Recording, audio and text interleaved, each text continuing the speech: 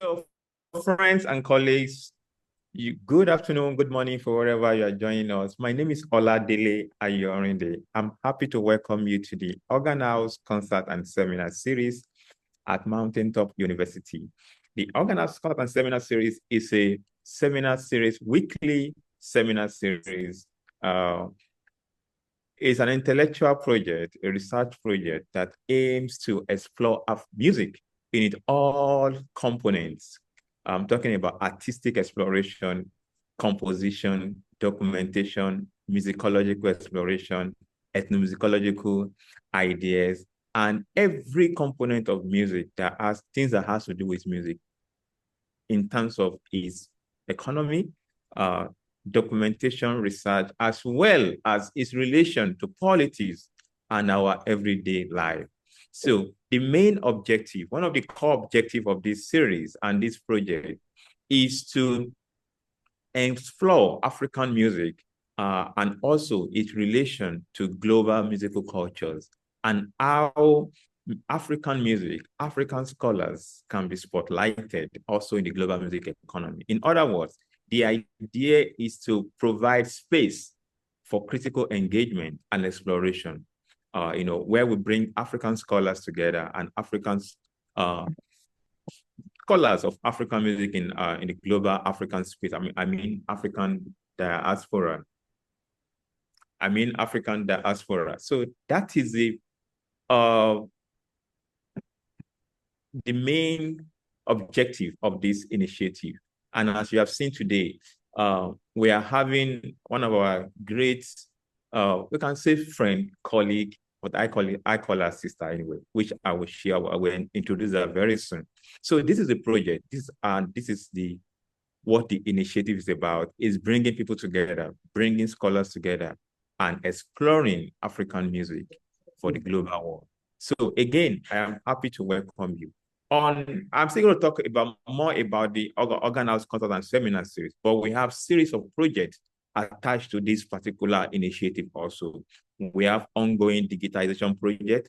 We have ongoing public-facing work. We also have ongoing documentation initiative that has to do with people, spaces, and musical making within Nigeria and beyond.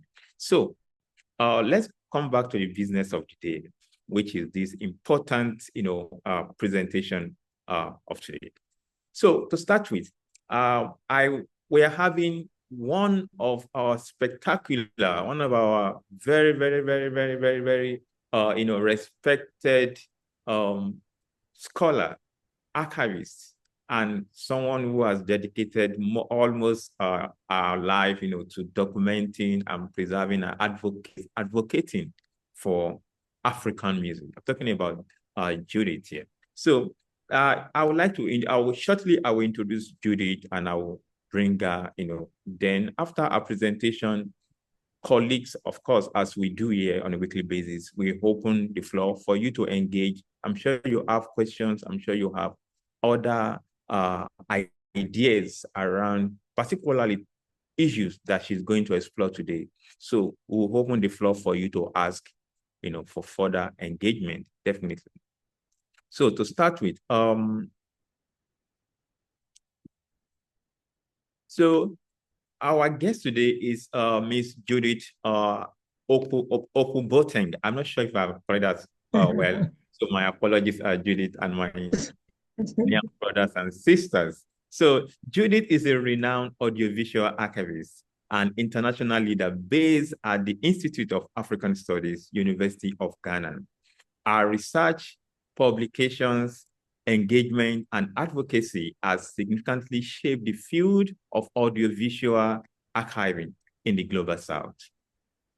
As a member of numerous international organizations, including an AV think tank group of the Netherlands Sounds and Vision Institute, and a former vice president of the communication at the International Association of Sound and Audiovisual Archives, Ms. Opoku-Boateng has been instrumental in advocating for a new standard and best practices for preserving and assessing audiovisual heritage, especially in our region. Our recent work has also focused on archives and community engagement, restitution and digital preservation of Ghanaians' audiovisual heritage. A dedicated mentor and educator, Ms. Opoku-Boateng, inspires the next generation of archivists and scholars to explore the rich and diverse history of audiovisual media in academic research and creative engagement. Our contributions to the field are testament to our passion, expertise, and commitment to preserving the cultural heritage of Africa, which she refers to as ancestral heritage of wisdom or wisdom of. Friends and colleagues, I am so happy to welcome my sister, Judith, today to this platform, because this is very important for us for many reasons, which I will discuss later to you. But for now, I would like to hand over invite Judith to present our work. So Judith, the platform is yours now. Thank you so much. Thank you very much. Thank you very much. And I also call you my brother, right? Yes. And first of all, let me apologize for the slight technical, hitch. I thank you so much for the very, very kind and warm introduction. You made me feel like a big woman, And I'm happy to engage with you on this talk. I'll share my slide.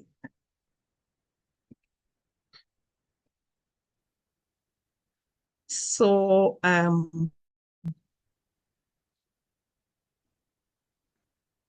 once again, good morning to everyone. And as I said, it's such a pleasure to be here on this screen with you to discuss a topic that is not only close to my heart, but it's also vital to the preservation and understanding of African heritage.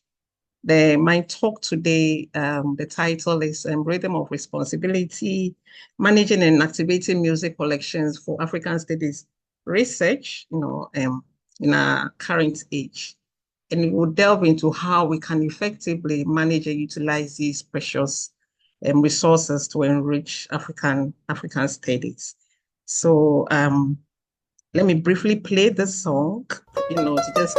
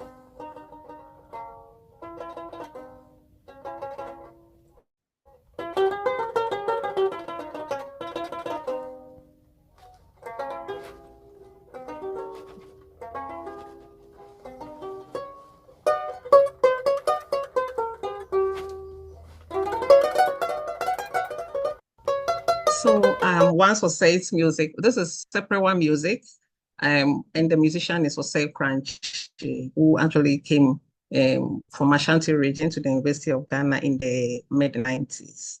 His song is so common, in Ghana, almost every funeral here Osei in place. So I wanted to use his music, which is very precious to my heart, to set the tone for our discussion.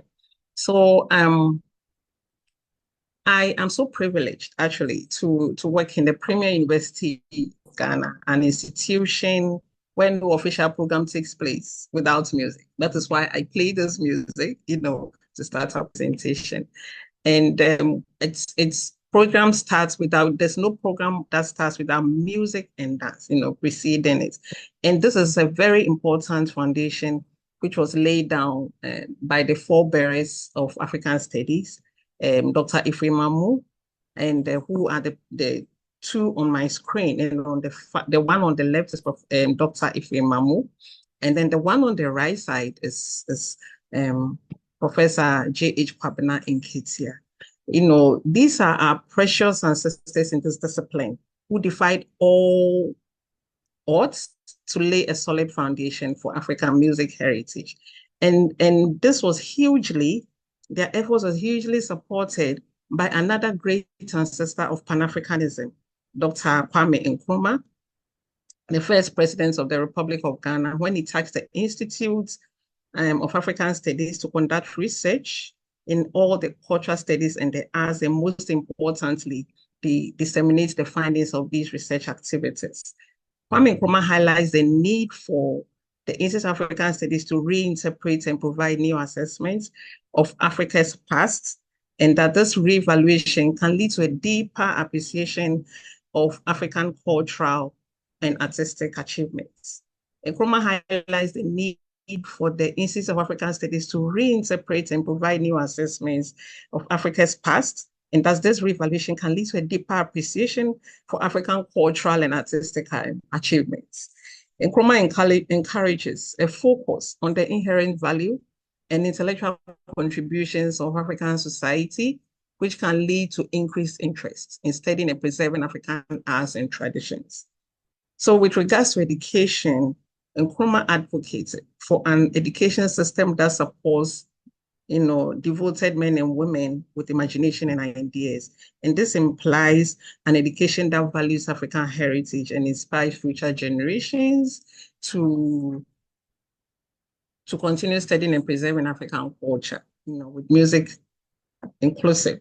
And I'm happy to say that these precious ancestors and their counterparts pursued Nkrumah's vision, which has greatly influenced the study of African music and African studies in general. And I must say that these are the great men who have inspired me on this archiving journey. When you see this slide, the text on the slide, this is a Kwame Nkrumah. This one shows Nkrumah giving the African Genius speech, in 1963, when the Institute of African Studies was officially opened. And the other side is a crowd, sitting and cheering him up as he gives this very important speech, which African Studies is actually centered around, on this one. And then this is part of the quoted speeches in the African Genius. And this one that's actually touches my heart. It says, in studying the arts, however, you must not be content with accumulation of knowledge about the arts. Your research must stimulate creative activity that must contribute to the development of the arts in Ghana and other parts of Africa. And I love the part of always including people from other parts of Africa. That's why everyone says Nkrumah is a Pan-Africanist, because it's like an all-inclusive, kind of music education, African studies and all that. And if you want to talk about the importance of music in African studies, we should say that music has always been more than just a form of entertainment in African cultures. It serves as a repository of history, a medium of storytelling, and a powerful tool for cultural expression. From the oral traditions of the griots to contemporary Afrobeats, music encapsulates the essence of African life and history. And know that musical practices of the past allows us to have a stronger sense of ancestry and history. And to support this point, permits me to play this video of Nketia, which was produced by UNESCO in 1963. And I hope it plays well. Kwabena, it's so good to see you again. I've been wondering what you've been doing since I left Ghana. Yes. Professor Kwabena Nketia is another old friend. I'm interested in Ghana languages and literature, and I've been collecting material, trying to work out something that we can use in schools. What kind of material do you collect in the villages? What do you actually do when you go into a village? You see, there's a lot of poetry in songs. And in order to get this poetry, we have to do recordings of several types of traditional songs. Cradle songs, songs of warrior organizations, songs of hunters, songs of cult groups, songs of recreational bands, and so forth. And when we've done a number of these recordings, we bring them back to our base and do the transcription.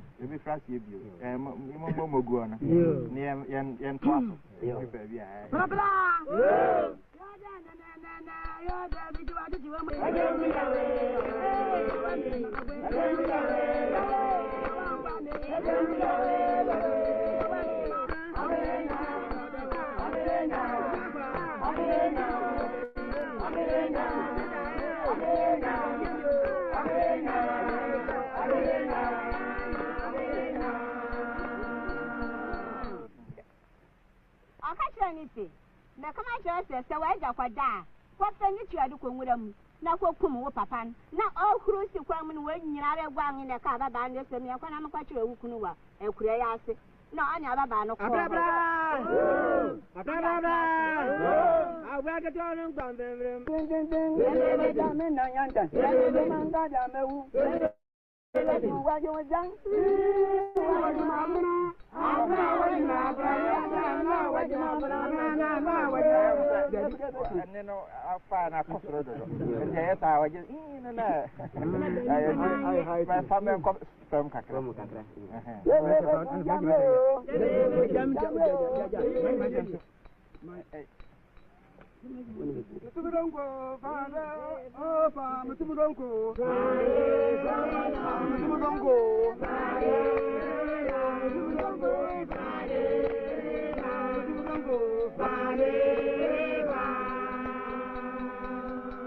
na okuma sebano na yire me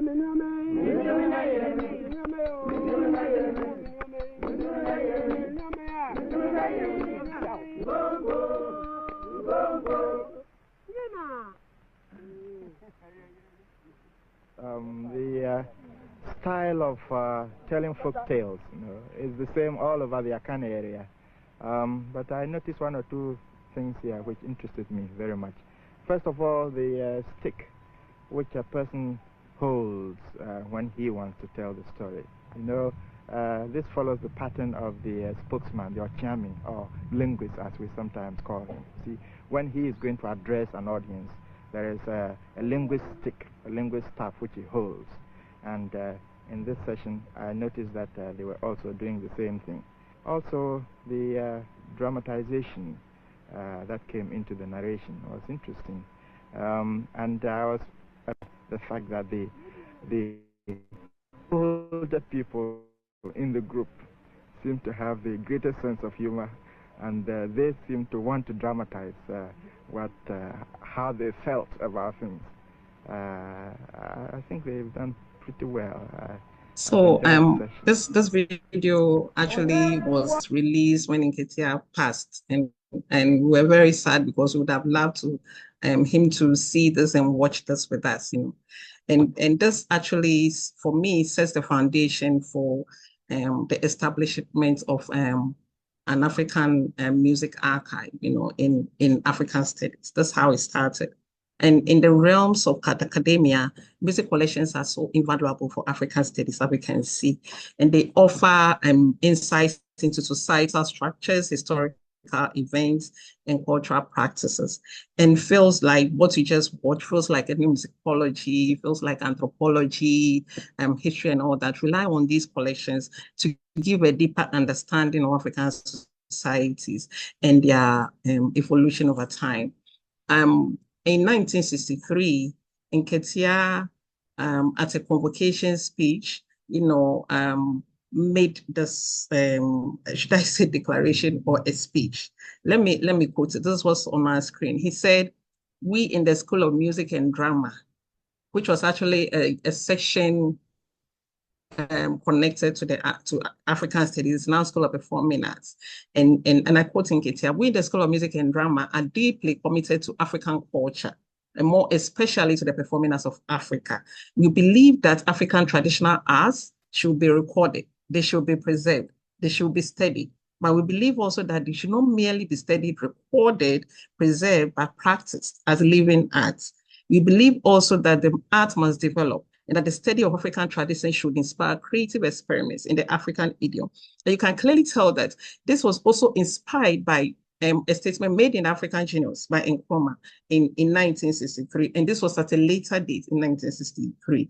for me, this particular statement made by Nketia has been the archives, how do I say, guiding principle, right? This is where our vision and our mission, everything has been derived from this particular speech. And I just want to also share how primary sources of data is also so very important, that if the new is to appeal to the old, it must also in certain sense be old. And it must not be invented, but rediscovered.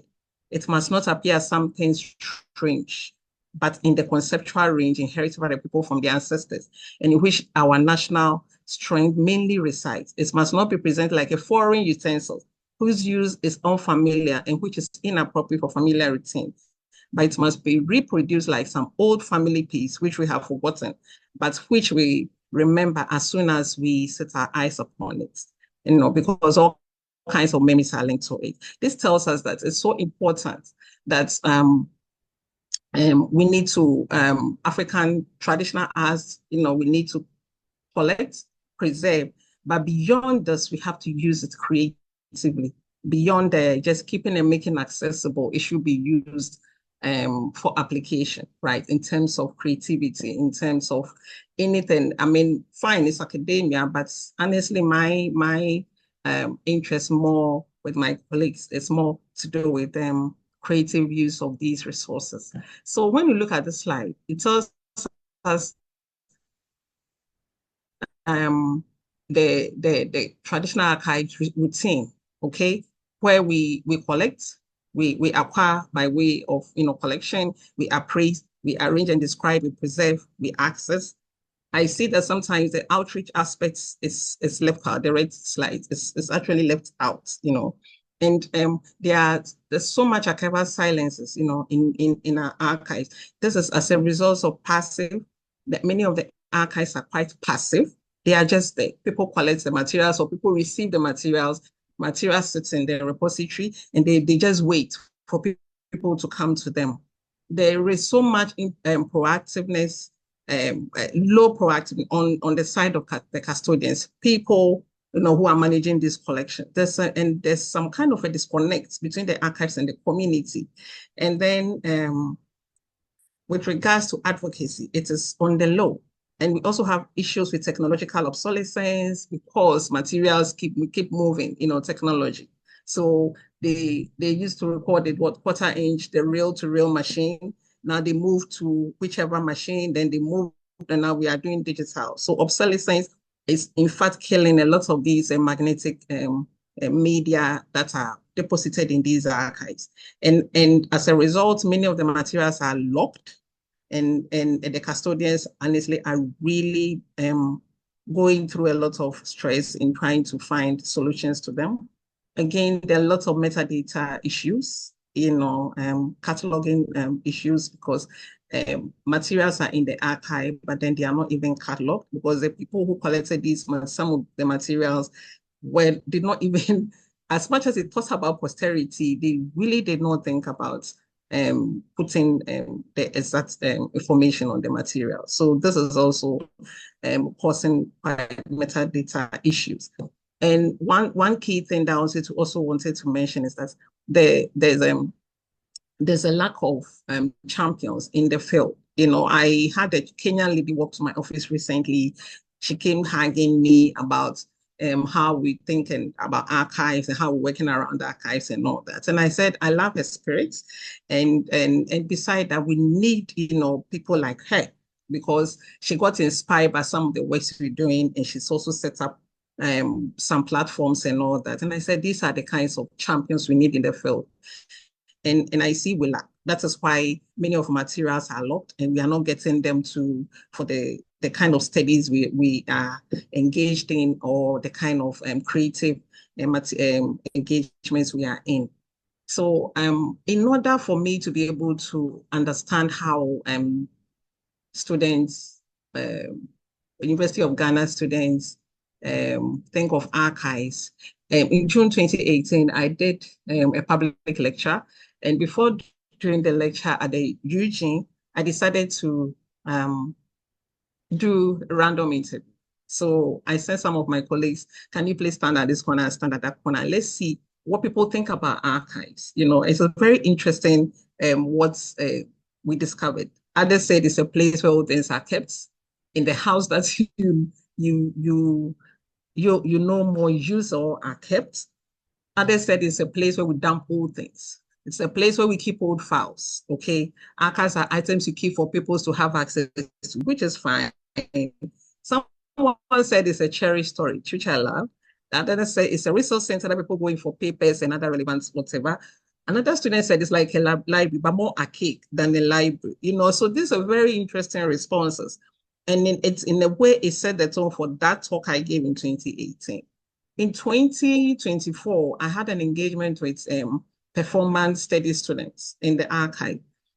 And before I did the talk, I also wanted them to know where, what they think about archives. Some said archives are places we keep old things for the future. Some said it's a historical resource for future reference. Another said it's a place where important materials are kept for the future. And one student said it's a collection of special materials that can be used for reference in the future.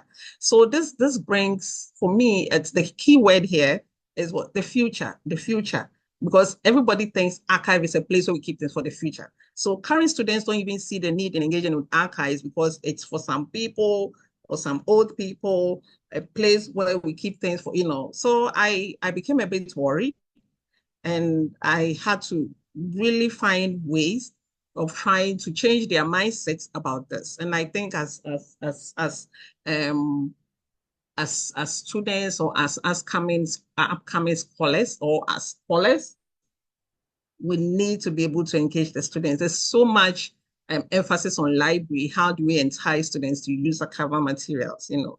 And the activism should be set, you know, between all of us, whether we are archivists or whether we are professors or whether we are students or whatever. I think we really have some work to do to change the mindset of the students and the younger generations, you know, about archives. Then besides this, I did an earlier interview with people who recreate things. People like Osei, whose music I played earlier.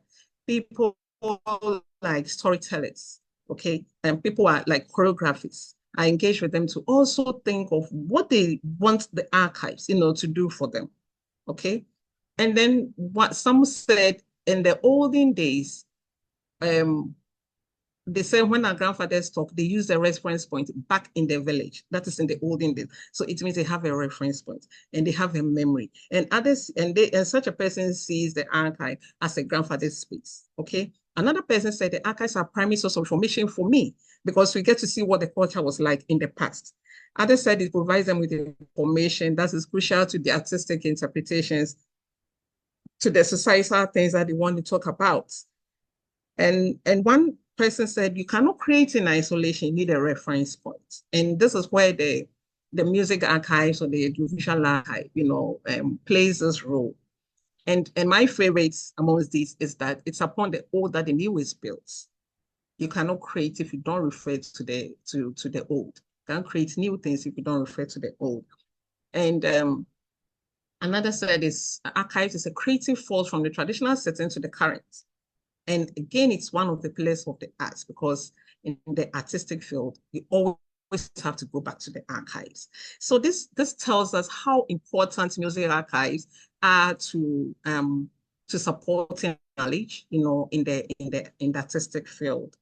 And one of the things, this slide tells us how we can activate music collections, you know, to support all these needs or these growing needs in the field of arts. And one of the things we need to do is that we need to adopt creative ways of growing collections. I love Mountaintop. I met you at a conference at the VAD, and the presentation I was in, I think we're on the same panel, and I just loved how you are collecting materials, how you are engaging with the community, and how you are recreating new things, you know, because African has a living heritage. And the living heritage, sometimes we just watch. Sometimes you go for a funeral engage in the funeral, and you just smile and it just passes and go. What are you capturing from the funeral? What are you capturing from a naming ceremony you are attending, especially in the traditional setting, right? What are you even capturing when you go to the marketplaces and you see things that are important? What are we doing? So we need to, as much as we are talking about archives, we also need to look into the what is happening, now. And again, we need to find ways of navigating technological obsolescence, because it is indeed something that is hitting us. But I think we can connect with other archives and see what somebody, have you done with your digitization? Can I get it? Can we get this, to digitize our, that kind? There's a way of doing this. It's just about connecting, or networking archives. Again, many archives need to embark on this analog to digital journey. In order to be able to unlock, the value of many of the audiovisual materials that are locked, because there are lots of voices in Africa which are locked. We need to allow them to sync, okay? We need to allow these materials to sync. All these songs are just there, and they are striving to come out from these analog machines to materials, to come out and sync. Again, it's important to share knowledge amongst colleagues, past and present, and then collaborative efforts between institutions, researchers, and communities. We need to network archives or collections. We are talking about repatriation of repatriation of artifacts and all that. Are we thinking about repatriating archival collections, to their source communities? For me, archival materials were no stolen, just like the artifacts were stolen. So what are we doing? There are beautiful archives all over. What are we doing to connect with these archives? Even a material, some of the archival, like music and dance in the European and American spaces, what can we do? How are we negotiating with them to be able to have some of these old materials restored back to us? Let me give an example. British Library has Ratri.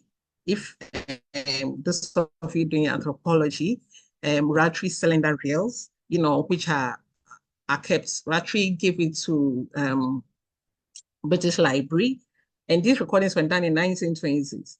So when we got a hint that the materials are in British Library, when we're doing a conference, I think it's about almost 6 years ago, we contacted them, British Library, and Judith Opoku-Boateng, who is in charge of the Sound and Vision Institute, actually brought the digitized version of it to us. And I must tell you that this actually inspired one young student who was always coming to the archive to listen to these resources. And he's now doing his PhD, and he's come back, to create an African high life music, archive again at the College of Humanities here. So imagine we not even contacting British Library and collecting this. How would these students have been inspired? How would they have even moved to the next level that he wanted to do? So I think it's so important to do that. Then we need to connect the dots. Plus, into this interdisciplinary research and global cultural understanding is so key. This is something we need to do. There are issues of cultural sensitivity, intellectual property, community engagement, and all that. These are things we need to, also take note of. As much as we're thinking of digitizing and moving to the next one, making things accessible, open access, as people have been talking about, we need to be very also sensitive about some of the cultural norms, that gets out there. And then again, we need to think about ethics when we are talking about all that. One thing that has helped me and my colleagues in our department and other people who are connected to us is professional networking and demystifying international associations, like YAS, International Association of Sound and Visual Archives, YAMO, International Association of Music Libraries, YAT IFTA, it is a music Federation of International Television Archives, Association of Movement Archivists, and all that. Many people are disconnected from these associations. Meanwhile, they set standards and all that. And then there are professionals in these associations who want to work with people from from our side of the world. So I think it's important to connect to these people. Let me just briefly share some of this vision that I've already mentioned, how we engage with the community in the Nketia archive. So this is our archives. This is where we are based. We decided to colonize the old sites of the Institute of African Studies when they set up a new space, on the university campus, just a few minutes from this space. So we had to negotiate for this building, to be allocated to the archives, because the Nketia collection was just a sound archive in one room in this long space. But then we had to actually negotiate for a longer space. This is an entry point to the repository, and this is how the spaces in the archive, look like. We have a reference or viewing room in the archive. We have a digitization laboratory where we digitize the audio reels, and we are just on the journey. First, we're just a few months away from doing proper video preservation, but then every material in this archive is accessible, to our researchers. We have listening room. We have a search room where people come to access not just the music collection, but also the paper heritage collections attached to it. And again, we have an oral history cinematic studio that is connected to the archives, where we engage with resource persons. They talk, and then we document what they are saying, and then we transcribe and make add to the collections. This is one very important slide. Many of you who have done music or are doing music or African studies will know about Nketia. This is Nketia in 2019. We shot him in the repository when he was always coming to look at the materials he collected from 1952. It's a very touching, photographs to us. And anytime he comes around, he still adds onto the metadata, that's already on the tape. And he helped us a lot when we're digitizing our materials on a project called Making African Academic Resources Accessible, which was a collaborative project between our university and then New York University. So this is what I mentioned. This is some of the collection highlights. And these photographs, are quite recent. These were not 1952 photos or 1962 photos or 1960, whatever. But these were just collected it's about 4 or 5 years ago, And it means that these things still go on, and we still need to be able to document, as I mentioned earlier. Yeah. One important collection the archive is holding on is the Boko High Life Archives, which is the archive of John Collins. And Professor John Collins, who is an authority in High Life music, also donated his entire archive, which was digitized. He actually submitted the whole thing to us on a drive. And these are some highlights of the materials in the John Collins's records.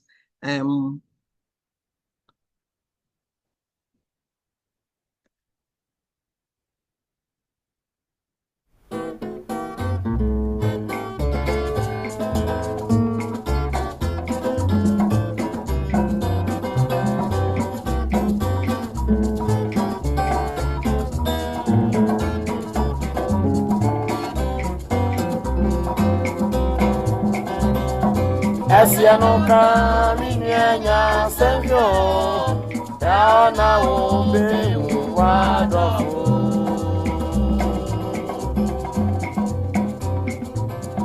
Asianoka minyanya senjo Yaona ube wadofo.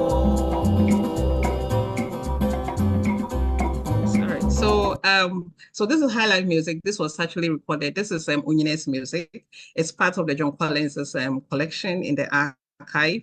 And there's always this huge debate about the Ghanaians and Nigerians about who owns High Life music. Was it Ghanaians or is it Nigerians? I leave that, I leave that to you. And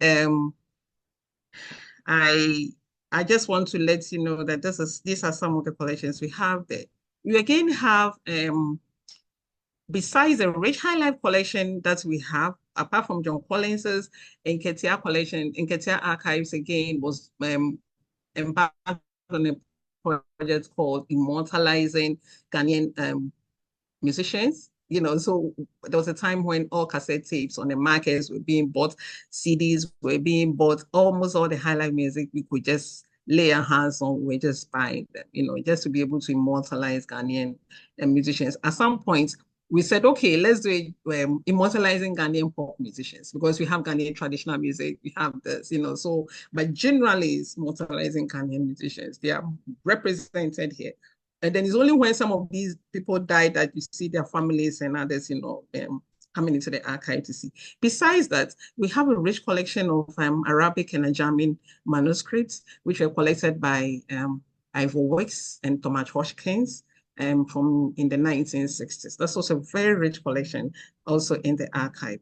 One thing we're doing, which actually I could say that it also has to do with what Mountaintop is also doing, is intimacy with heritage collections and all the people who actually created much of this heritage. We engage with these people. These are this is an old retired cinematographer of Kwame Nkrumah.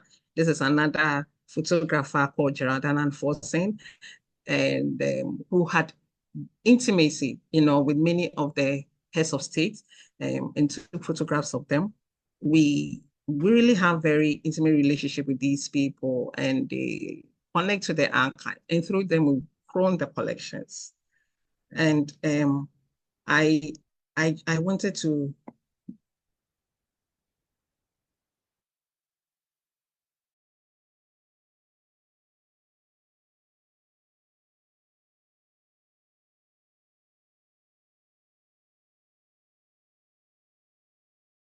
able to do that. But I wanted to also share some educational outreach and programs that we have been engaged in. We target inspiring the next generation of African geniuses, so we invite school children into the archives, or we entice them. I have no idea how they get to hear about us. And then they come in, watch storytelling sessions, listen to very unique music, look, engage in our workflows and see how we slice tapes, whatever fixed tapes and all that, how we digitize. Sometimes we put lab coats on some of these young kids. It is very interesting. And then they ask us all kinds of questions. So we engage with them. Sometimes we arrange for them to meet some of these old people in the archive and take photos with them. And, so it's something that's really, for me, it's about community engagement, because bringing the archives to the community is so key. Otherwise, passive archives, for me, doesn't really result to anything good. And again, there are some musicians that also come in. We see something that is close to what they have produced, and we just invite them, can we come to the archive and re-engage with this particular item and all that? We do that, and we meet all kinds of researchers from all over the world. One thing we again do is engaging the community through internship opportunities. The Information Studies Department, for instance, there are some of the colleagues who really love what we do. We have one colleague called Dr. Edwina Ashi. And Edwina, for instance, is always bringing the students, because we realized that the information studies, much of the courses that we did was more theoretically based. And we realized that it's so important for students doing archives to have hands-on, engagement with archival material. So we bring the Adrena will always supply us with students, and many of them end up becoming archivists, and it's so touching how we see that. One important thing that we do is called archiving the dead. We keep ephemeral collections, like funeral brochures. I'm sure Nigeria does similar things to us, because for us, when you go for funerals, there's a whole book. The funeral program has a whole book. They call it funeral brochures. And it archives the whole life of a person from, let's say, 80 years or 90 years of the individual in about maybe a 52-page document. And it is so, for me, it's so precious. So we decided to collect these materials. Now we are lucky many of them are using QR codes. So it becomes easily accessible, so that we don't have to digitize these books. But this is a very for me, very touching projects of appreciating the lives that people have lived over the years, which are archived in these objects. We engaged in a project during the COVID called Heritage Photo Lab, where we engage with individuals and institutions in the country and we collected photos from the 1950s, 1960s, 1970s. So they brought these images and then we put them together. We cleaned, but they were in very bad shape. We cleaned, digitized, and applied all the carval methods of photograph preservation on them. And then we made them available through a big exhibition at the Museum of Science and Technology in Accra, which pulled in school children, the civil society and all that. It was a very beautiful experience. And through that, we have, collected several photos and still engaged in all kinds of photographic projects. This one, for instance, is an old man that we engaged in a couple of years ago. It was 92, archived the whole of Keta. Those of you know Keta, he had the social history of Keta captured in photographs. We engaged with the family, celebrated his 92nd birthday with him. You can see some of the archive staff, including myself, in the photographs, and some fellows from the institute. And eventually we won the family support, and then we helped them, produce organize a beautiful exhibition in his house. Unfortunately, I think he got sick a couple of years later and died. One other thing we're also doing, when I mentioned repatriation of some of the collections, many researchers have done researches in Ghana. I guess in Nigeria as well, several. So we just got in touch with them to, if you're done writing, can you just bring us a primary data of these materials? And this is one such gesture we got from Jill Flanders from Alaska University, who worked here as a student in 1950s, worked with some of the traditional holds in the Volta region, and she's just brought everything to us. And she's so document-oriented because she's always on Zoom with us to make sure all the materials are properly done. But she's also been here a couple of times to make sure we have all the needed metadata. Yes. Down here is a British Library, Judith Opoku-Boateng giving us the digital version of the Ratri cylinder reel. So as we move forward, we must also be mindful of, as I mentioned, ethical responsibilities and engaging with communities, respecting intellectual property rights, which I always mention, which is so key. And I want to emphasize that I want all of us to take an active role in this mission to preserve our cultural heritage, where it's engaging in, we need to engage in collaborative research and advocate for the preservation of music collections. Honestly, your contributions are crucial. And together we can ensure that the rich musical heritage of Africa continues to educate and inspire future generations. So I just wanted to share my vision with you for the future, which is where African music collections are not only preserved, but also actively integrated into academic research and public discourse. And these collections have the potential to unlock new discoveries, foster cross-disciplinary research, and promote a global understanding of African cultures. This is actually my vision for the future. And I want to say thank you so much for your kind attention. And before I finish, I actually have a quote from the famous Nigerian musician Fela Kuti. He said, "Music is the weapon of the future. Let's wield this weapon wisely to preserve and celebrate the invaluable musical heritage of Africa." So thank you so much for your attention, and I'm open for discussion. Thank you. Wow. Thank you so much, Judith. This is so touching. This is so detailed and quite emotional for me as well. Thank you so much. Thank you. Wow. You took us from one particular level, world, from 1950, early 20th century down to your vision, which is futuristic right now. Thank you so much. Yeah, thank you. Good. Thank you. Great one. Thank you. Thank you. Yeah. Of course. Shortly, we are going to open the platform for colleagues and friends across the globe to ask you questions to follow up. But before that, I have one question for you. Yeah. And that question is, you outlined beautifully some of the ethical codes for archiving, you know, and things that sustain or things that promote sustainable practice, including community engagement and others. But something I want to ask you in this context is issues around sustainability and funding of the archive. Can you tell us more about that? How are you sustaining the vision of Nketia on the one hand in terms of sustainable practices and funding? Yes. So, sorry. No, perhaps.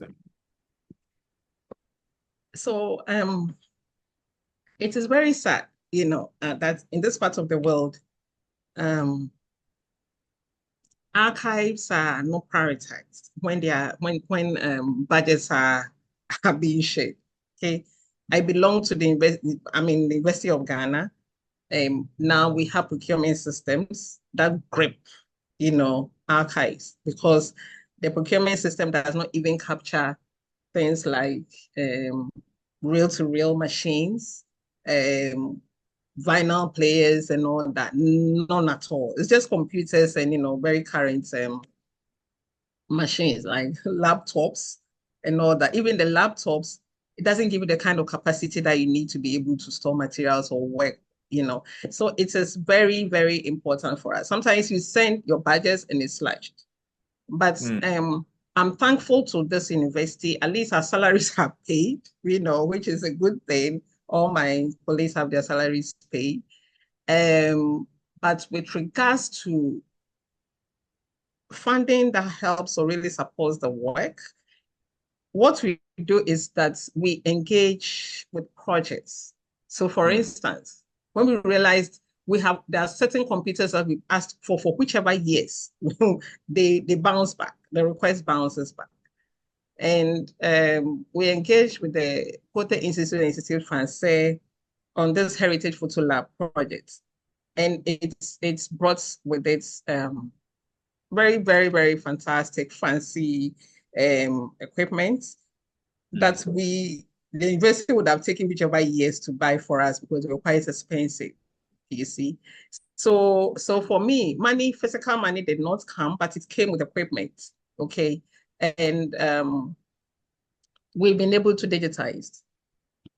Then again, we also engage with a scholar from Dartmouth University, because we're digitizing these collections from Gerald Danforth, and who, you know, also captured Ghana's political history in photographs.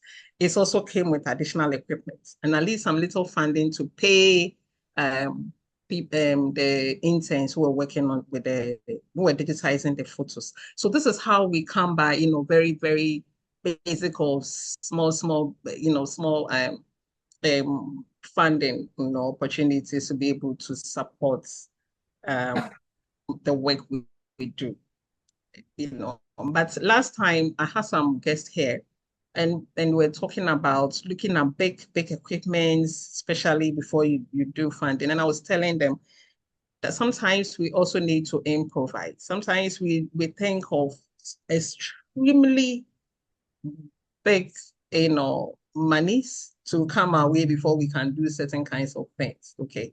But I believe that we need to be able to do our homework, okay, by making sure our archives are kept clean. We know we have all our metadata, you know, well, you know, put on our tapes, or all our tapes like labeled. We need to be able to do the home. And then when we are looking for funding, it becomes easier. You see, there are people working in archives here, from my experience, who don't even know the materials they are managing because they don't care, you know. But I feel there are lots of funding opportunities around us. But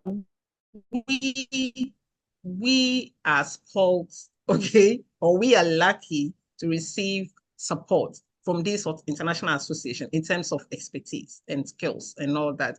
That is how we move, to the next level. Wow. And that's how we survive. So much. I think I have one more to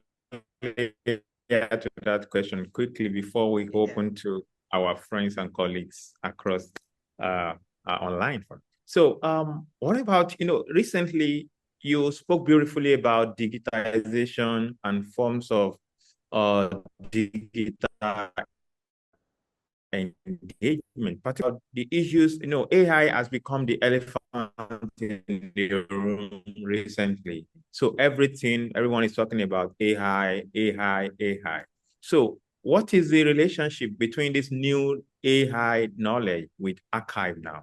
How can AI help what can AI do for archive, particularly these very important materials, what is the place of AI in all this conversation?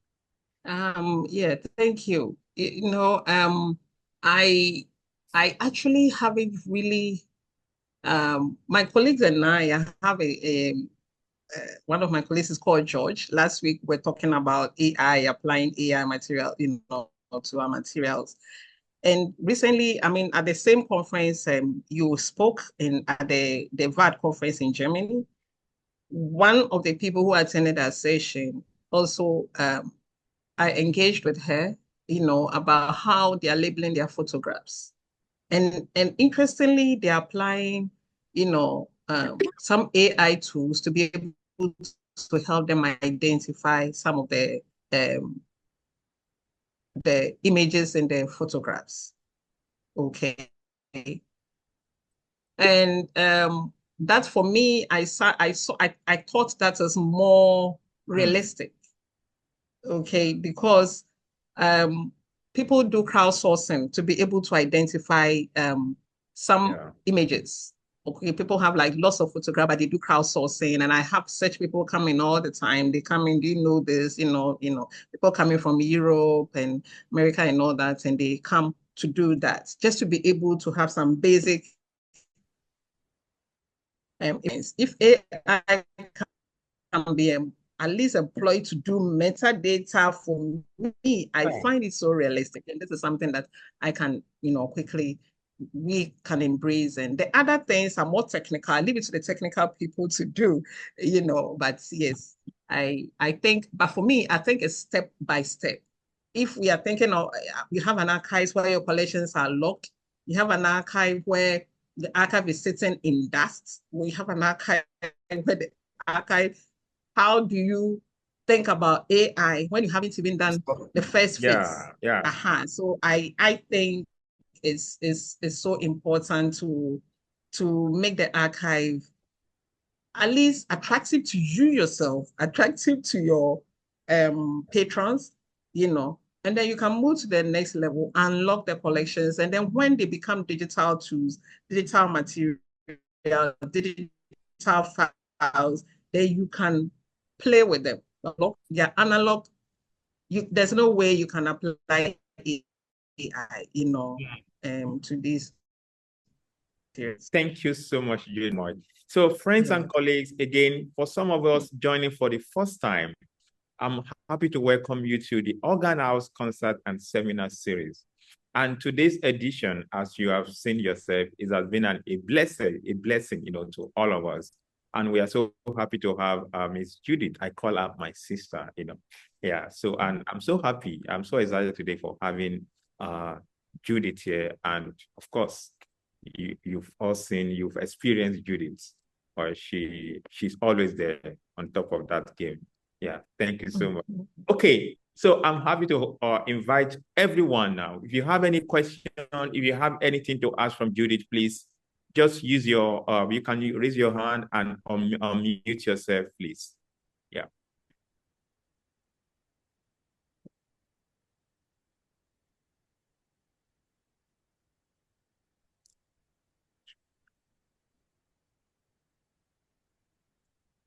Okay, you can unmute yourself and just or raise your hand.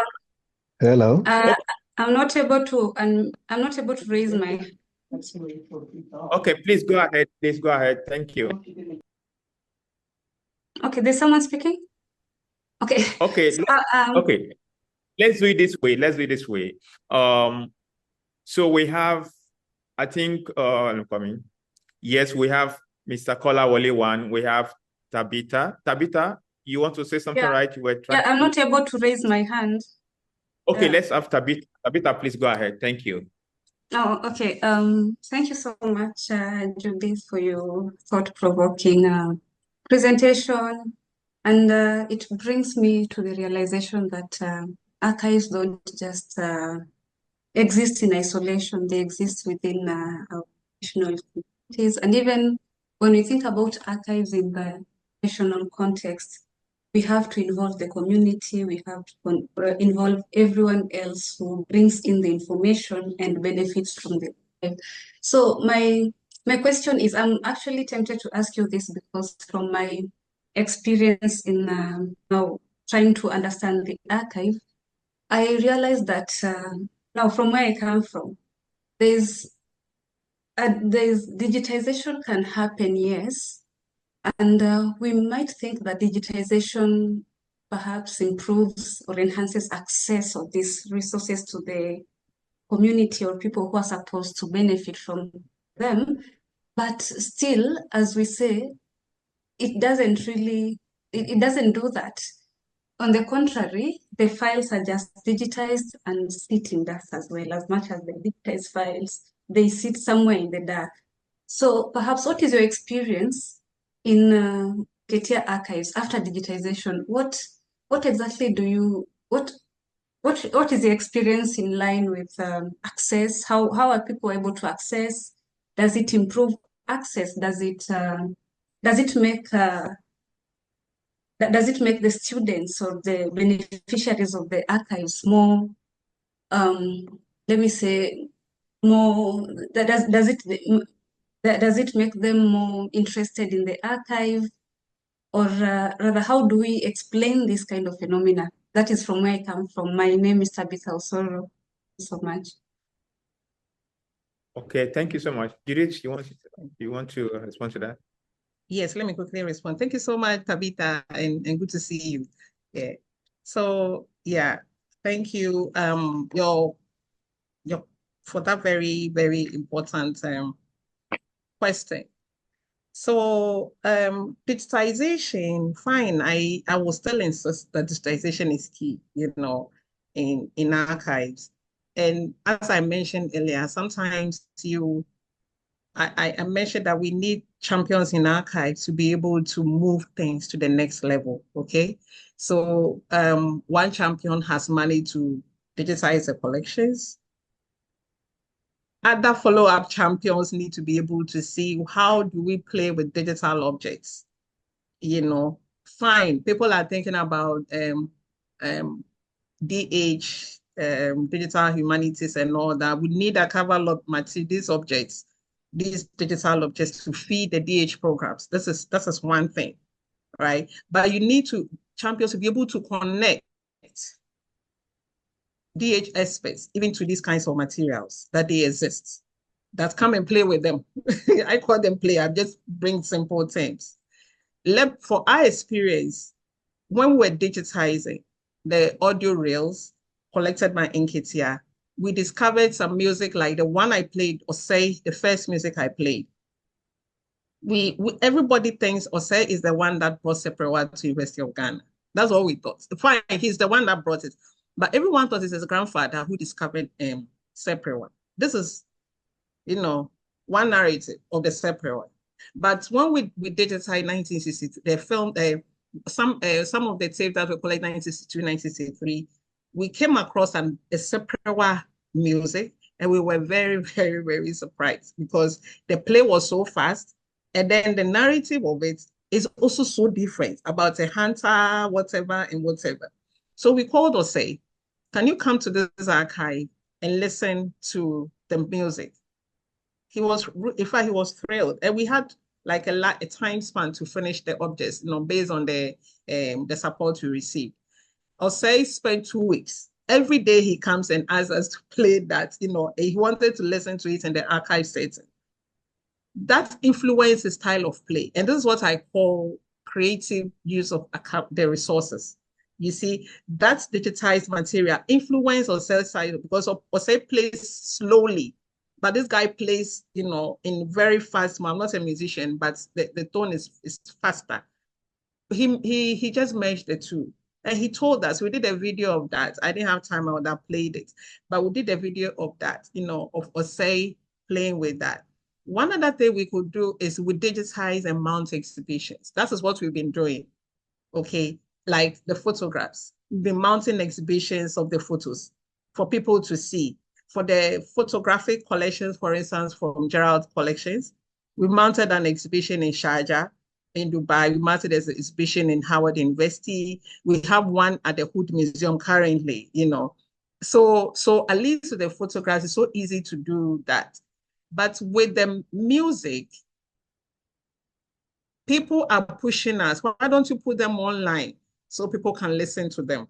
But the other thing is that many people have deposited these materials with us. Like scholars, like maybe Miss Osoro has come to do research here. She's writing and she says, I'm putting my primary data here. You can keep it and make it accessible. But please don't make copies. If anybody wants copies, contact me. This means you can't put this one on the whatever, on the platform, digital platform. So we are actually gripped by this. That's why I was talking about the intellectual property issues, which is actually gripping some of us.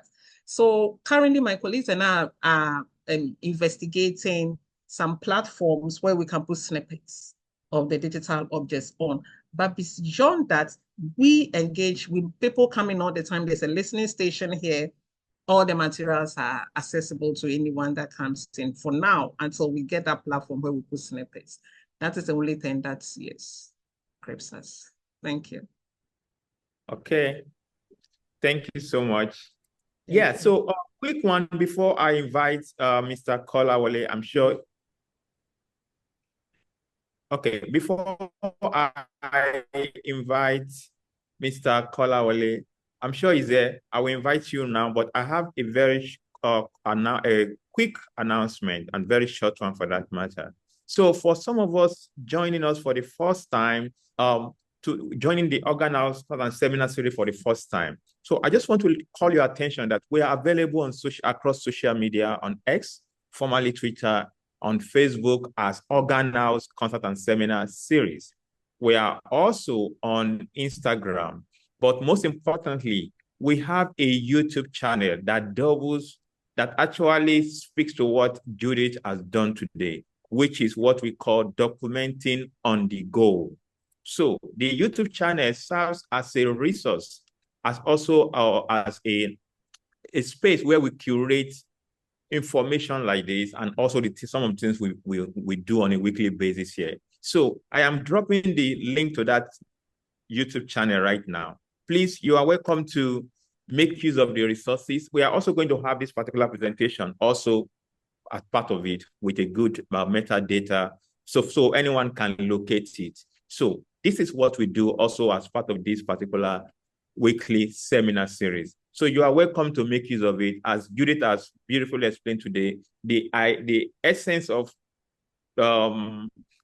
archive is access. If it's not accessible, it is not functioning. It is not doing what it needs to do. So we are making this particular channel available to everyone who cares, who needs the material. So you can go there and make use of whatever the resources there. We've curated different topics from education to archive to African music to composition, including issues around the role of female, women in these African music spaces, So, but you can go there and check yourself. So, but I'm just inviting you. You are free to make use of that space. Thank you so much. You can also follow us, of course, so you can get more details and more updates on what we do. You can follow us on that channel also. So, can we have Mr. Kolawole Ganikale, please?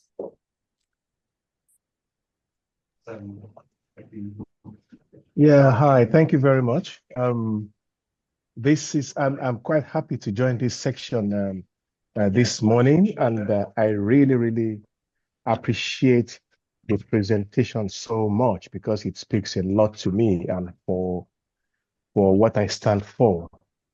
Yeah. I kind of I figured out that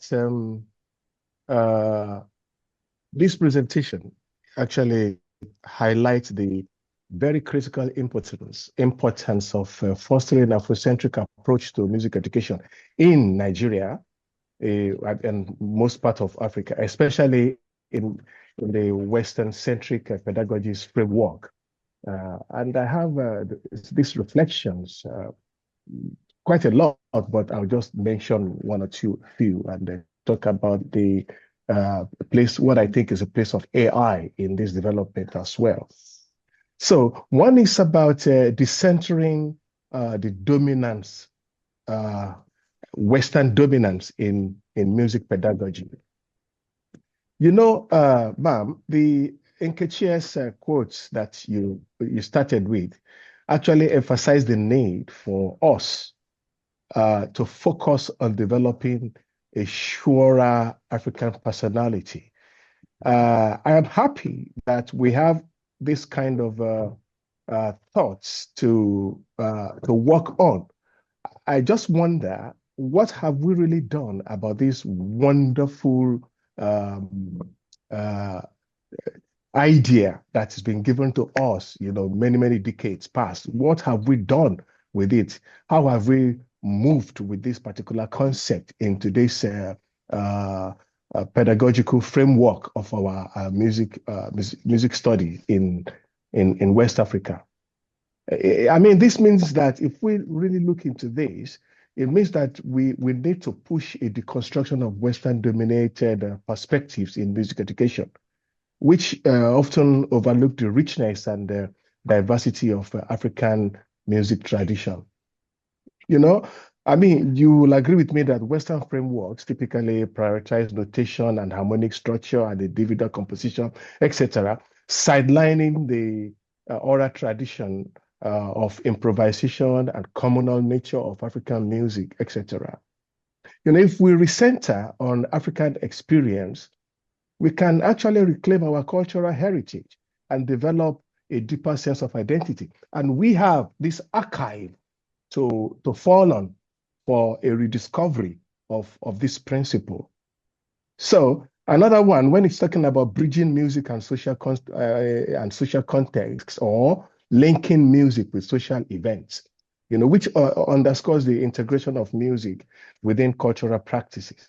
In many of our communities, music is inseparable from rituals, celebrations, storytelling, and common life, etc. But Western pedagogy, as we all know, tends to isolate music as an abstract art form, detaching it from all these contexts. So I believe that I'm of the opinion that an Afrocentric approach will encourage our students to explore how music functions as a living social phenomenon, fostering on a more holistic understanding. So I believe that we need a music education that prioritizes our tradition and fosters cultural pride, while encouraging innovation.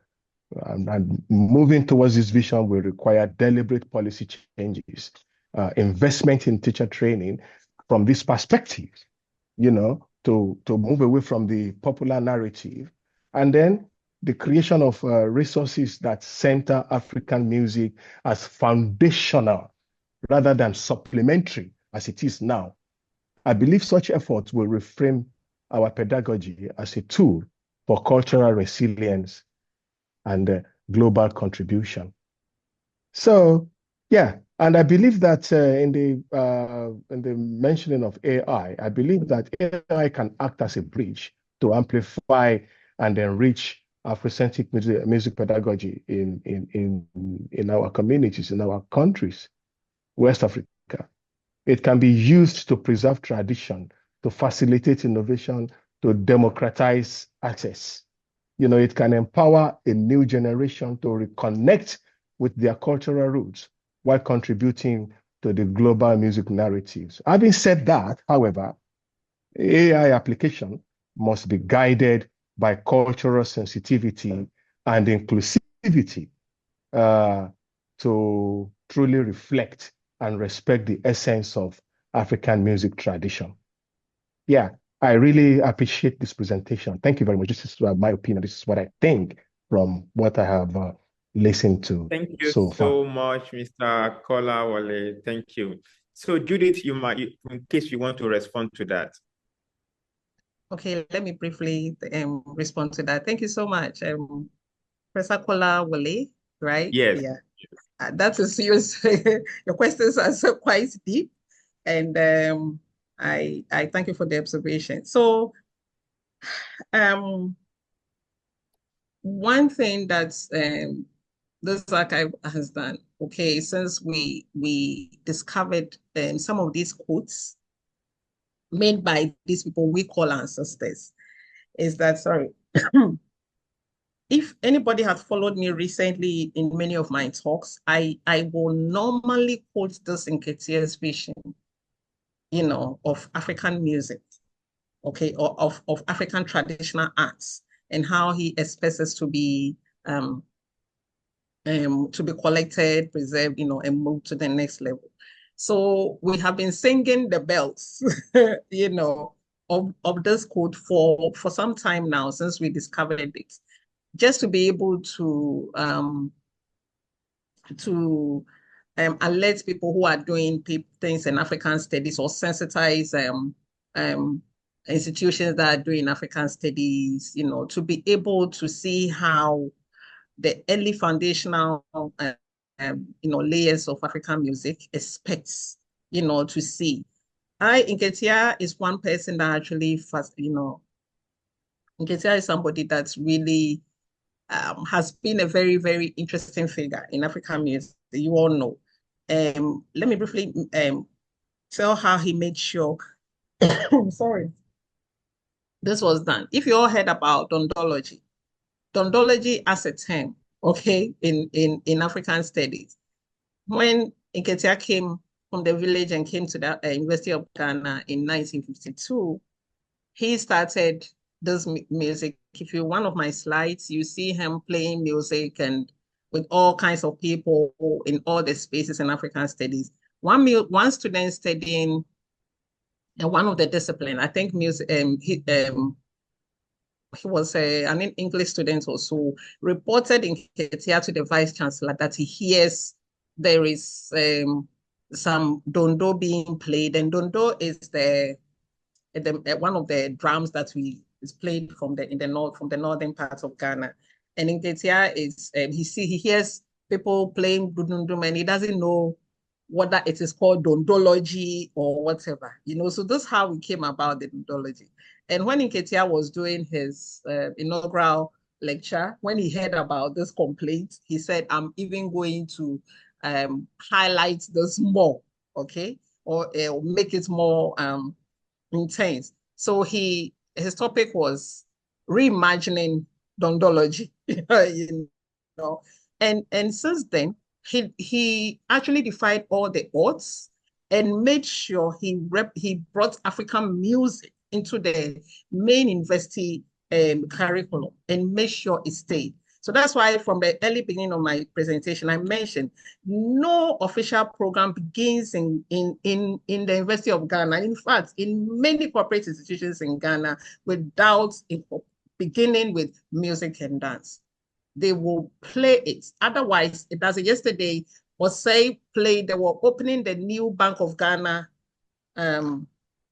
building, about 22-story building, whatever, the president of Ghana. I was listening in my car, and then I heard Osei playing separate. I was so touched. You see, so this is some of the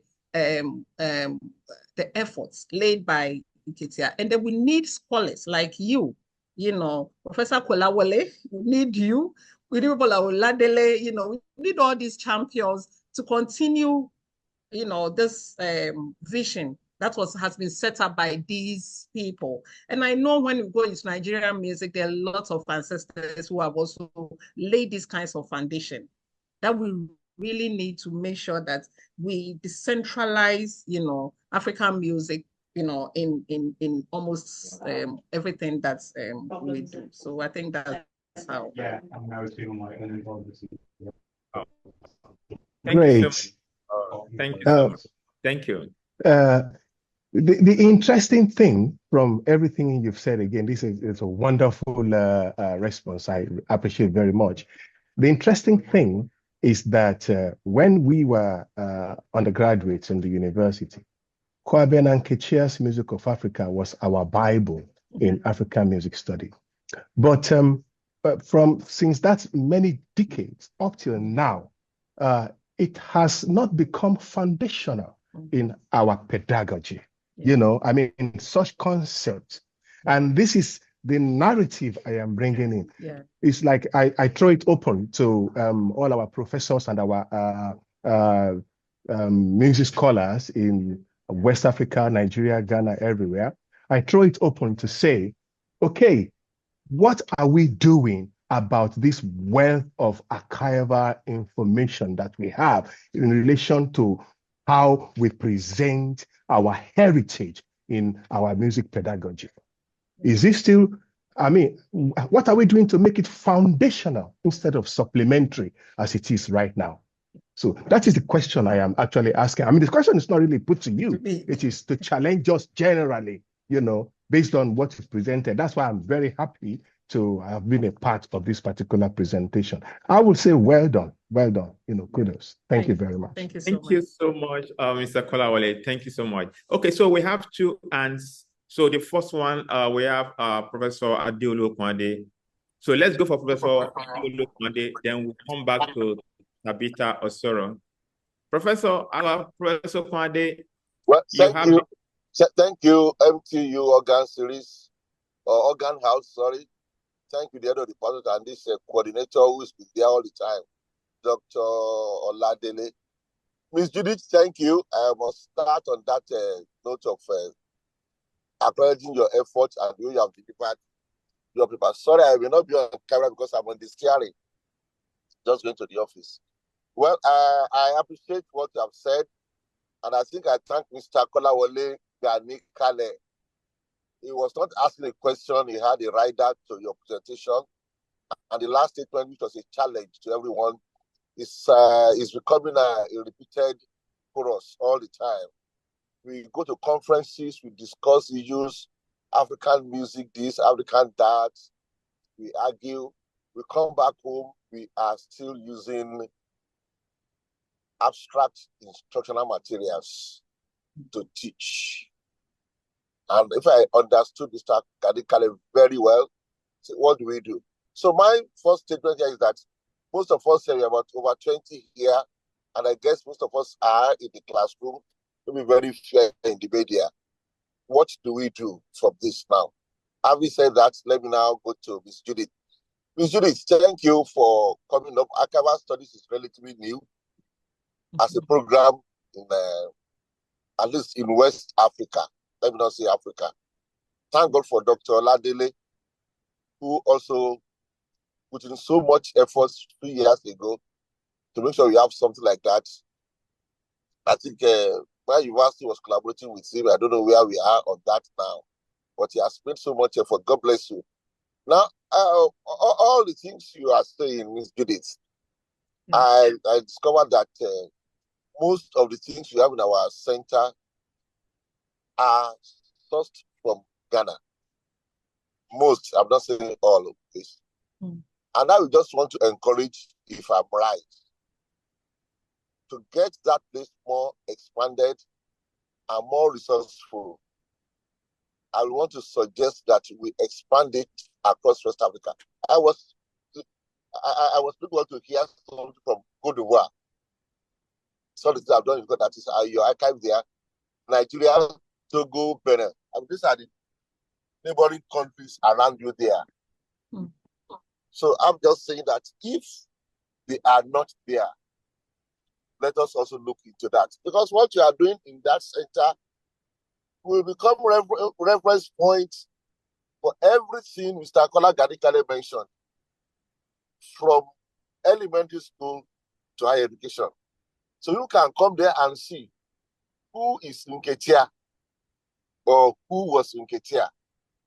Not just teaching. Why we don't have many students in high school, at least in Nigeria, is because most of the things we do in the classroom are taught in abstract form. And people are making so much effort to make sure we domesticate this subject, this area, and this art. So I was so excited when you were talking, and I really appreciate the way you presented your paper, well prepared. I'm just encouraging. So that can probably that will be the capital of our own library when it comes to African studies. If we at least let us start from West Africa, no doubt about it. Is it Ephraim Nketia from that angle? No doubt about it. These guys did very well. Ephraim was the one who even told Nketia, look here, go and study your mother music, your mother language, if you want to. These are the things you can now use to teach students. If you want to grow, let's go back to your L1. This is an example. This is what Ephraim said. This is this one. This Echezona from Nigeria. This is Kinsebi from Nigeria. This is Batalis from South Africa. I mean, I'm just encouraging you, ma'am, that please let us expand that. Charity begins at home. You have started well. Let home now be more of West Africa. Let's have more resources from West Africa deposited in that center. I would like to speak with you, maybe after this, if I'm allowed, if Dr. Oladele allow me to speak with his sister. I will not say I want to take his sister away from her or from him. So that's not the right time. So thank you, Ms. Judith, and God bless you. Thank you. Yeah, thank you Thank you so much, Prof. Okay, Judith, you want to respond to Professor? Yes. Thank you so much, Prof. I'm sharing my email in the chats. If you don't get it, you can later get it from Dr. Oladele. So I wanted to assure you that when I talked about African studies here, I meant Pan-Africanism. Okay. So as I mentioned, in Nkrumah, the first task Kwame Nkrumah gave to the institute was to conduct research in all aspects of social studies and the arts of Africa, okay, and disseminate the findings. So you are so right. We need to incorporate things from Cote d'Ivoire, from here, from there. And honestly, Nketia did that. So much of the collections, it's maybe we should have about 60% Ghanaian, but we have music from music and dance from Nigeria. We have Yoruba, students from music departments come here and then watch Yoruba cultures. Others come and listen to music from Babatunde, whatever, drum music from Babatunde, whatever. When I am emotionally down, the music that keeps me up, Marere's music, Mbira music from Zimbabwe. This is what actually uplifts my spirit. Anytime I sing it, it suits my soul, So the whole of Africa is represented in this archive. It looks small, but it's very big because it incorporates the whole of Africa. But I feel we all need to get together to see how we can have the voices of Africa in one place. Okay. I see people creating platforms and all, but we need the voices of Africa. I had a friend who was working, Richard Brown was working with the British Library. He was managing Europeana Sounds project. I had no idea what it was, but later when I went into the space and realized, I'm like, wow, I was very touched because the whole of Europe was in that space. So see all the very beautiful music of Nigeria, beautiful music from Ghana, all that. We can just incorporate all this into one platform. But maybe some of us will have to start create something, start something from probably this talk, and then let's see how we can please the soul of these ancestors that we all, look up to, as we embark on our journey. So thank you, Prof. I appreciate your Okay, comment. Thank you so much, Judith, and thank you so much. So can we take one or two more? Okay, yes, we have Tabitha, please. Okay, thank you so much, Oladele. Mine was a comment, and I'm also impressed by Prof. Kolawole's sentiments about music education, because one, I'm a music educator, and though I'm not based in West Africa, I felt I could relate with what he's talking about, and actually it's related to what my study is about. I believe that within the archive, we have so much materials. We have a lot of materials, whether digitized or non-digitized. We have a lot, and yet we are in a music education state that is really heavily borrowing a lot from the West. Yeah. And I feel that instead of just bringing them as repertoire to supplement, and where I come from, we find that, that is, I'm based in Kenya, music education, we do cultural song as a by the way. For the teachers in high schools, they really focus a lot on Western music, teaching of the Western instrument will be given so much priority while sidelining our own traditions. And in this case, I really appreciate Judith's presentation and the sentiments by Kolawole that we need to focus on our African music. We need to prioritize. Although we still ask how and I love my family. We keep on asking ourselves, how can we make the archive the center of all this? That is now what I'm looking at in my study. I'm looking at how educators can effectively utilize the resources within our archives. Thank you so much. Thank you. Okay.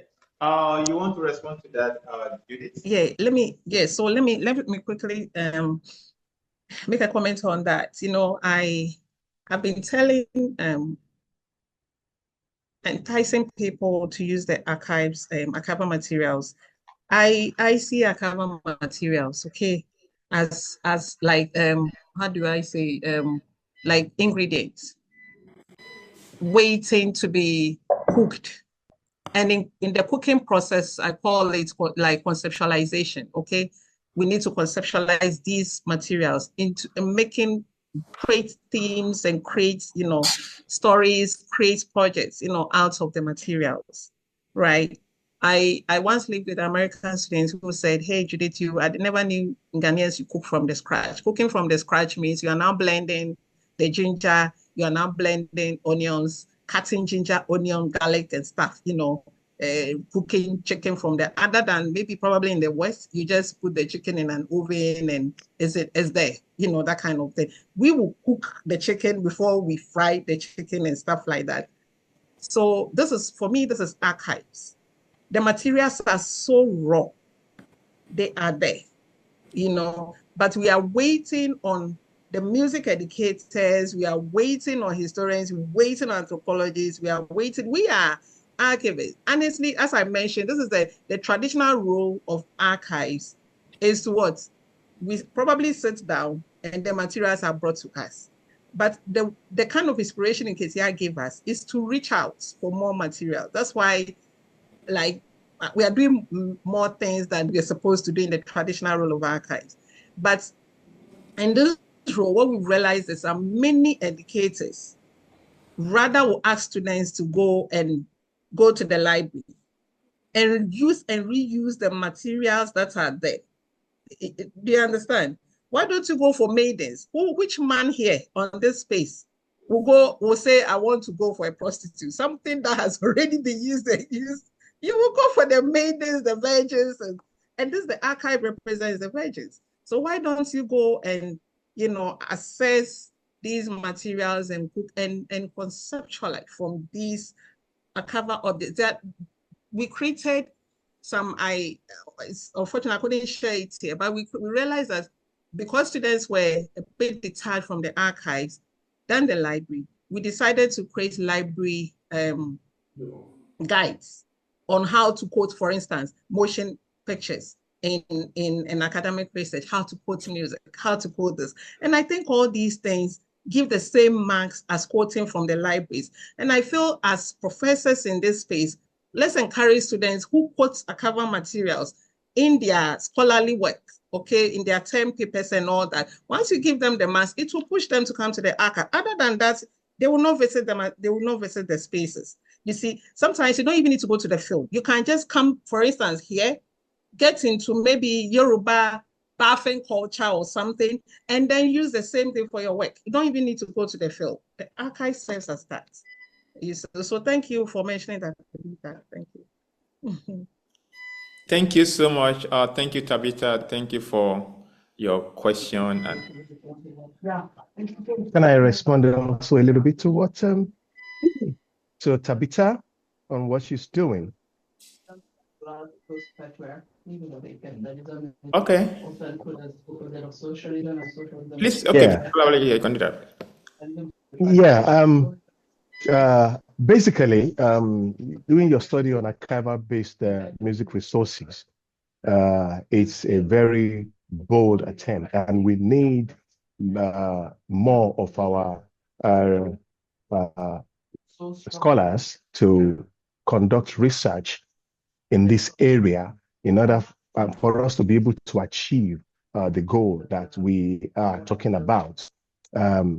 Yeah, what you are doing is absolutely fantastic, and it can really help in many ways in terms of preservation of our heritage, in terms of education and curriculum development, in terms of African music identity and cultural pride, in terms of promoting this, in terms of innovation and contemporary relevance. There's no end to it. Bridging historical gaps, policy and advocacy, making global contribution, challenges and challenging the status quo and making recommendations. These are all the things that could be the outcome of what you are doing. And I want to say kudos to that. I was actually in Kenya last year. I took all my Juju music artifacts within my technological gadgets to work with underprivileged people who are never exposed to anything like music production tools or anything like that, right from, I think we got them from the deep sea, the terrible place there where the government actually abandoned the people there, to their own whims and caprices. And I had to go for the younger ones and brought them into the city.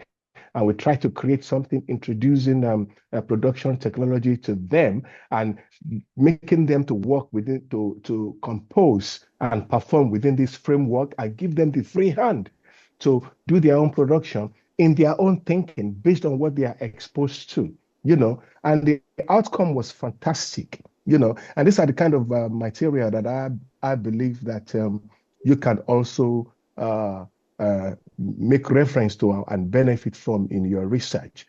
In summary, I think that this your study on archival-based music resources in higher education institution, it has a great transformative potential. It can preserve and enrich and inspire innovation, not only innovations that nurture African cultural identity, but also positioning this identity as a global leader in music and cultural studies rooted in African practices. I believe there are archival materials you can work with, such as the presenter today have exposed us to in what is tenable in Ghanaian environment, and this will reinforce the continent's resilience and creativity in the modern world.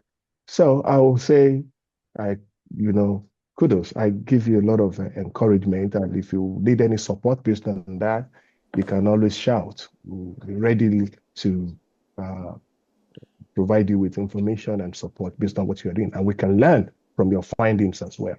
It's a collaborative thing. Yeah. So yeah, I want to respond with that. Thank you so much, Mr. Kolawole. Thank you so much. Yeah. So Okay, I think at this particular junction, we might just want to, we can continue the conversation. Definitely, we continue. I'm glad that Judith shared our contact. Of course, you can always contact Judith.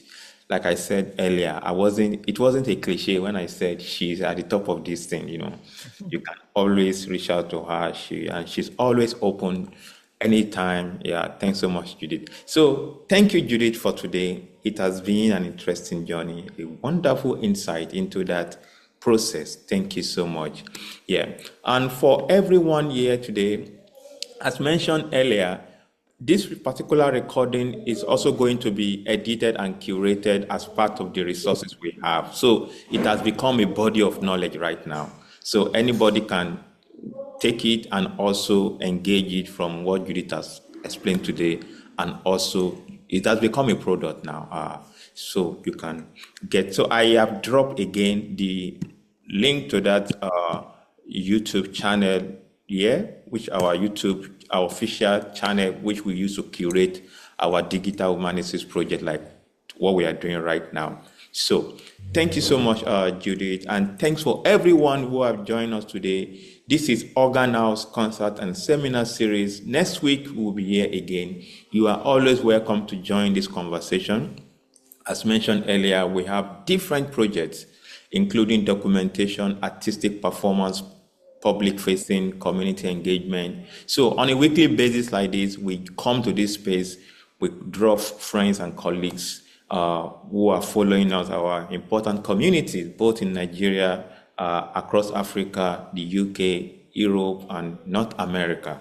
So thank you so much for always encouraging us and joining this conversation. So in closing, again, Judith, thank you so much. I sincerely appreciate this. And I'm looking forward to possibilities of Mountaintop University, advancing practical collaborations, with your institute and the university in furthering this kind of this beautiful work you are doing. And also, of course, I will reach out to you. We'll continue the conversation, how to advance this collaboration and find ways of bringing ideas together to further advance these important initiatives. So thank you so much, Judith. Thank you. Thank you so much. Yeah, thank you. Thank you. So everyone, bye. See you next week.